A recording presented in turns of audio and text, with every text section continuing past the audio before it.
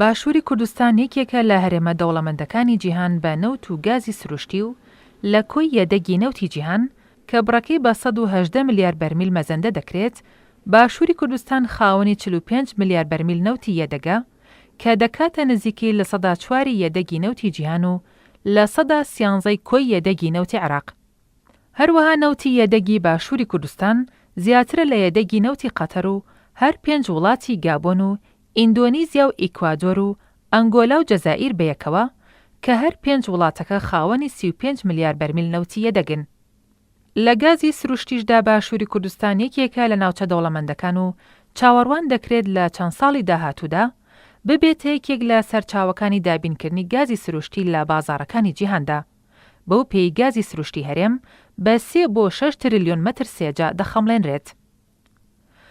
بوونی ئەو یەدەگە گەورەی نەوت و گازی سروشتی لە هەرێمی کوردستان وای کردووە کۆمپانیا زەبەلاحەکانی بەرهەمهێنانی نەوت بە شێوەیەکی بەرفراوان ڕووی تێبکەن. بە جۆرێک لە ساڵی 2006ەوە سەدان کۆمپانیای گەورەی وەبەرهێنانی نەوت بۆ گەڕان و دەرهێنانی نەوت ڕویان لە باشووری کوردستان کردووە.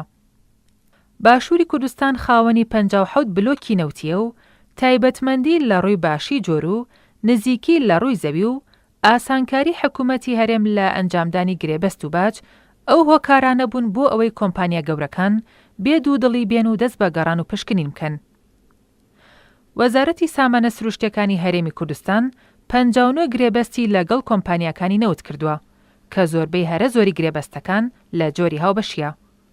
ئەوەش یەکێکی ترە لەو چانسانی دراوەتە کۆمپانیاکان تا لە ڕێوە سوود و قازانجێکی زۆر بکەن.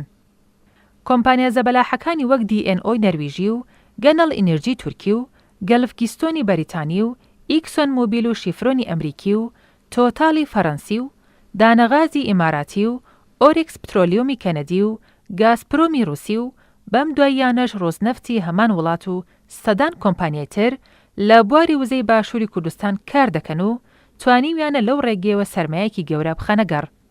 بوونی ئەو کۆمپانیا گەورانی بواری وەبەرهێنانی نەوت لە ڕووی ئابووریەوە بوونە سەرچاوێکی گەورەی داهات بۆ وڵاتەکانیان و زۆر جاریش بەرژەوەندی ئەو کۆمپانیایانە ڕەنگڕێژی پلان و بەرنامەی حکوومەتی وڵاتەکانیان لە جیهاندا دەکەن و کاریگەری گەورەیان لەسەر سیاسەتی وڵاتەکانیان هەیە. کۆمپانیاکانی گازپرۆم و ڕۆزنەفت کە دوو کۆمپانیای زەبەلاحی ڕووسین بەشێکی زۆری پشکەکانیان خاوەندارێتەکەی بۆ حکوومەتی ڕووسیا دەگەڕێتەوە. ئەوەش وا دەکات حکوومەتی ڕووسیا نەتوانێت دەستبەرداری ئەو هەرێم و ناوچانە بێت کە بەرژەوەندی ئابووری و بازرگانیان تیاندا هەیە. زۆر جاریش وای کردووە کۆمپانیاکان بوونەتە ڕێگە خۆشکەر بۆ دروستکردنی پردی پەیوەندی لە نێوان حکوومەت و وڵاتەکان.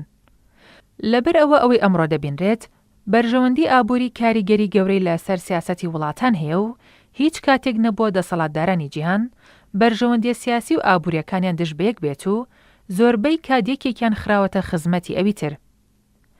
ئەوەی لە هەرێمی کوردستانیش دەگوزارێت بە هەمان جۆرە و وڵاتانی زلهێزی جیهان بە تایبەت ئەمریکا و رووسیا و تورکیا و بەریتانیا و فەڕەنسا و چەندین وڵاتی تر خاوەن بەرژەوەندی و استراتیژی تایبەتن لەم هەرێمەدا و هەرگیز ڕێگا نادەن بەرژەوەندیەکانیان لە هەرێمی ئارام لە ناوچەیەکی پڕ لە کێشە و قەیراندا لەبەر خاتری پرسێکی سیاسی بکەوێتە مەترسیەوە.